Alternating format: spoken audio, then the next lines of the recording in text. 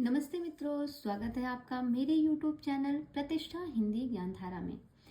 ये जो मिलती जुलती रचनाओं की जो श्रृंखला मैं काफ़ी दिन से चला रही थी, उस श्रृंखला का आज ये लास्ट टॉपिक है।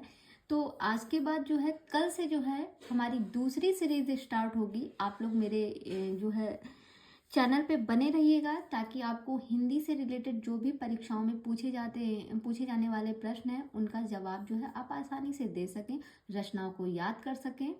तो आज ये मेरी मिलती जुलती रचनाओं की जो क्लास है वो अंतिम क्लास होने वाली है। बाकी अगर आप लोगों को मिलती जुलती रचनाओं की श्रृंखला में कुछ और शब्दों पे रचनाएं चाहिए होंगी तो आप मुझे कमेंट करके बता सकते हैं, तो मैं उस पर जो है दूसरी वीडियोस बना सकूंगी। ठीक है, तो आज हम देखते हैं कि नामा शब्द पे कौन कौन सी रचनाएं लिखी गई हैं। और हाँ, अगर आप मेरे चैनल पे फर्स्ट टाइम आए हैं तो प्लीज़ चैनल को लाइक, सब्सक्राइब और शेयर ज़रूर कीजिएगा। साथ ही साथ बेल आइकन को भी प्रेस कीजिएगा ताकि मेरे द्वारा कोई भी वीडियोस जो अपलोड की जाती हैं उसकी सबसे पहले नोटिफिकेशन आप तक पहुँचे। तो देर ना करते हुए क्लास की शुरुआत करते हैं। बने रहिएगा शुरू से अंत तक, तभी चीज़ें समझ में आएंगी। तो पहली रचना आपके सामने है वसीयतनामा। देखिए, जो शब्द में लास्ट में नामा नामा करके आती है ना, तो बहुत ही कंफ्यूज करती हैं कौन कौन सी रचनाएं किसकी हैं। तो यहाँ पे सबसे पहले हम देखेंगे वसीयतनामा। वसीयतनामा जो है ये अरस्तु की रचना है, बहुत ही इंपॉर्टेंट है, कई बार परीक्षा में पूछी गई है कि वसीयतनामा किसकी रचना है। तो वसीयतनामा जो है ये अरस्तु के द्वारा लिखी गई रचना है। अगली रचना है हिदायतनामा। हिदायतनामा जो है ये ख्वाजा बंदा नेवाज की रचना है। बंदा जो है ये किसकी रचना है? हिदायतनामा ये ख्वाजा बंदा नेवाज की रचना है। अगली अगली जो रचना है वो है आदमी नामा। आदमी नामा ये एक कहानी विधा है और ये काशीनाथ सिंह की रचना है। आदमी नामा, काशी में एक आदमी गया था, इस तरीके से कह सकते हैं। आदमी नामा जो है, जो आदमी है वो कहाँ पे गया था? वो काशी में था। तो आदमी नामा किसकी हो गई? काशीनाथ की हो गई। और हिदायतनामा किसकी है? ये ख्वाजा बंदा नेवास की है। तो बंदा यानी कि कोई लड़का, बंदा अपनी बंदी की क्या करता है? हिदायत करता है। इस तरीके से आप इनको कनेक्ट करके याद रख सकते हैं। अगली जो रचना है वो है जिंदगी नामा। जिंदगी नामा जो है 1979 ईस्वी में लिखी गई रचना है, जो कि उपन्यास विधा है और ये कृष्णा सोबती के द्वारा लिखी गई रचना है। जिंदगी नामा, देखिए हमारी जो जिंदगी है ना वो किसके हाथों में है? कृष्णा के हाथों में है। कृष्णा यानी कि भगवान श्री कृष्ण। तो इस तरीके से याद रख सकते हैं कि हमारी जिंदगी जो है वो किसके हाथों में है? कृष्णा के हाथों में है। तो जिंदगी नामा किसकी हो गई? कृष्णा सोबती की हो गई। और एक इसमें जो है इम्पोर्टेंट बात यह है कि इसी रचना पर इन्हें साहित्य अकादमी पुरस्कार भी मिला था 1980 ईस्वी में। अगली रचना है शहादतनामा। शहादतनामा जो है ये किसकी रचना है? ये एक उपन्यास विधा है और ये मनमथ नाथ गुप्त की रचना है शहादतनामा। आगे बात करें तो शिकारनामा अगली रचना है। और शिकारनामा जो है ये एक गद्य विधा है, जो कि ख्वाजा बंदा नेवाज के द्वारा लिखी गई रचना है। ख्वाजा बंदा नेवाज गेसुदराय। तो जो बंदा होता है, कह भी सकते हैं जो थोड़े दुष्ट टाइप के बंदे होते हैं, वो अपनी बंदी का शिकार करते हैं। कोई अन्यथा में नहीं लेगा, बस रचनाओं को याद करने का प्रयास कराया जा रहा है। तो शिकारनामा किसकी रचना हो गई? ख्वाजा बंदा नेवाज की रचना हो गई। आगे बात करते हैं नसीहतनामा। नसीहतनामा जो है ये नानक देव की रचना है। तो ध्यान रखिएगा, जब हम अपने नाना नानी के घर जाते हैं तो हमें नसीहत कौन देता है? हमें जो अच्छी अच्छी नसीहत देता है तो वो हमारे नाना लोग देते हैं। तो याद हो जाएगा नसीहतनामा किसकी रचना है? नानक देव की है। अगली रचना है कयामतनामा। देखिए कयामतनामा किसकी है? प्राणनाथ की रचना है। अब कयामतनामा को हम कैसे याद रख सकते हैं? देखिए, जब कयामत की, आपने टीवी सीरियल देखा होगा ना, कहते हैं आज की रात जो है कयामत की रात है, पता नहीं कौन बचेगा कौन नहीं बचेगा। तो कह सकते हैं कि जब कयामत की रात आती है तो सबके प्राण अटके होते हैं, प्राणों पे संकट आता है कयामत की रात में। तो याद हो जाएगा कयामतनामा किसकी रचना है? प्राणनाथ की रचना है। अगली रचना है सफरनामा। सफरनामा जो है ये 1981 ईस्वी में लिखी गई रचना है और ये एक कहानी संग्रह है जो कि संजीव के द्वारा लिखा गया है। देखिए, अगर हमें संजीवनी पानी है, तो हमें तो सफर करना ही होगा, है ना? तो संजीवनी जो है ये सफर किए, संजीवनी पानी है तो इन्होंने सफर किया और सफर करते करते इनको संजीवनी कब मिला? 81 साल में। जब 81 साल के हो गए तब जाके इनको संजीवनी की प्राप्ति हुई। तो हमें अगर संजीवनी पानी है तो हमें सफर करना होगा, और जब सफर करेंगे तो कितने साल तक इन्होंने सफर किया? 81 साल तक सफर किया, तब जाके इनको संजीवनी की प्राप्ति हुई। याद हो जाएगा, सफरनामा संजीव की है। अगली रचना है पंचनामा। पंचनामा उपन्यास विधा है, 1996 ईस्वी में लिखी गई रचना है और इसको लिखा था वीरेंद्र जैन ने। तो जो जैन लोग हैं उन्होंने पंचनामा नामक उपन्यास की रचना की थी 1996 ईस्वी में। अगली रचना है दीवान खाना। दीवान खाना जो है 1984 ईस्वी की रचना है और ये संस्मरण विधा है। किसकी रचना है? पद्मा सचदेवा की।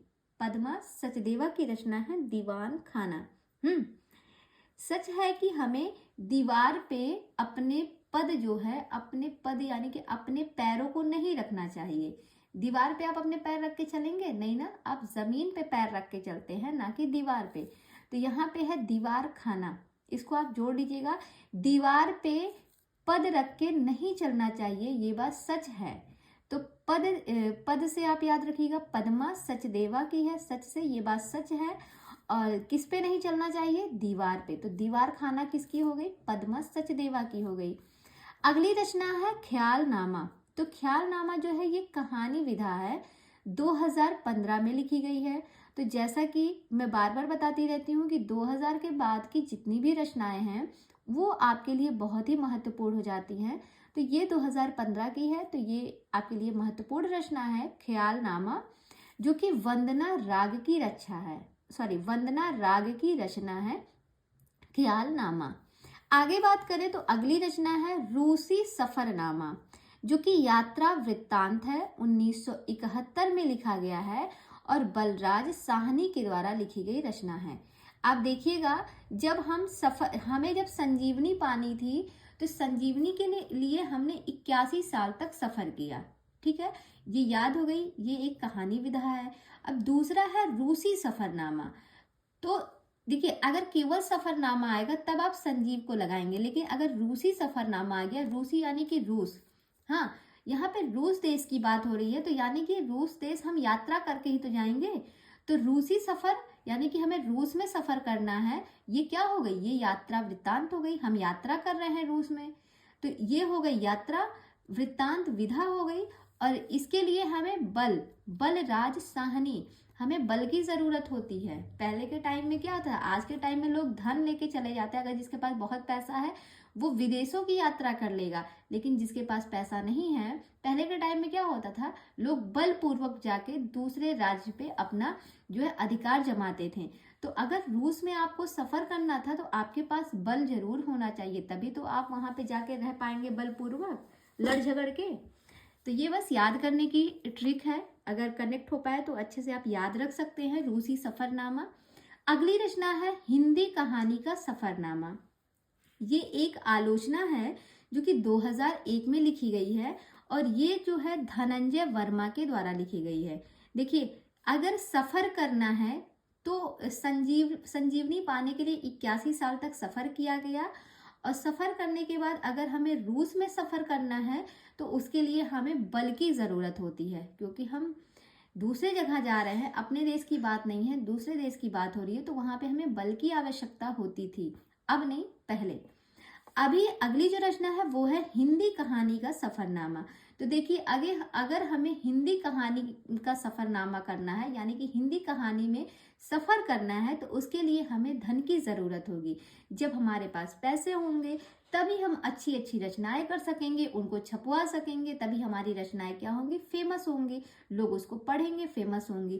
तो जब हमारे पास धन होगा तभी हम हिंदी कहानी में सफर कर सकेंगे। तो ये रचना जो है किसकी हो गई? धनंजय वर्मा की हो गई, और ये 2001 की रचना है। आगे बात करें तो आपके पास एक विधा मिलती है वसीयत नाम से। देखिए, हमने ऊपर सबसे पहले वसीयत नामा पढ़ा था, अरस्तु की रचना, लेकिन इससे मिलती जुलती दो रचनाएं और हैं, जैसे कि एक वसीयत नाम से नाटक लिखा गया है 1998 ईस्वी में, और ये नाटक नाग बोडस के द्वारा लिखा गया है। और एक वसीयत नाम से कहानी लिखी गई है जो कि धर्मवीर भारती की रचना है। वसीयत नाम से जो कहानी की रचना की गई वो धर्मवीर भारती ने की थी, और जो नाटक लिखा था वसीयत नाम से वो नाग बोडस की रचना है। और वसीयत नामा किसकी रचना है? वो अरस्तु की रचना है, हमने स्टार्टिंग में ही पढ़ी है। आगे बात करें, एक रचना है हमसफरनामा। हमसफरनामा जो है ये स्वयं प्रकाश की रचना है।